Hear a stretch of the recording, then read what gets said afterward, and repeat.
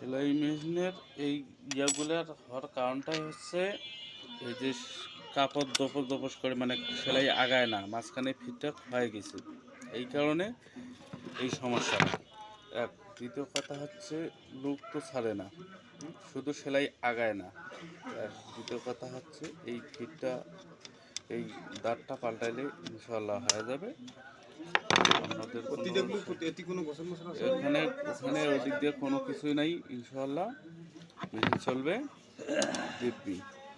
এই দাঁতটা পাল্টাই দিলাম আর এই প্লেটটা আমি পাল্টাই দিলাম। হ্যাঁ, এখন মেশিনটা দিব্যি চলবে ইনশাল্লাহ, কোনো সমস্যা নেই।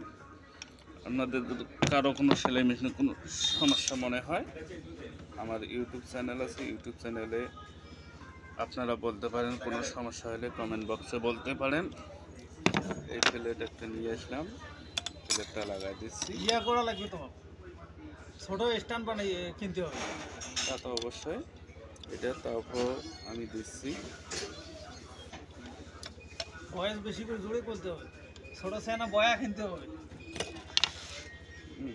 এটাই 350 টাকা দিয়ে একটা ইয়া কিনবে।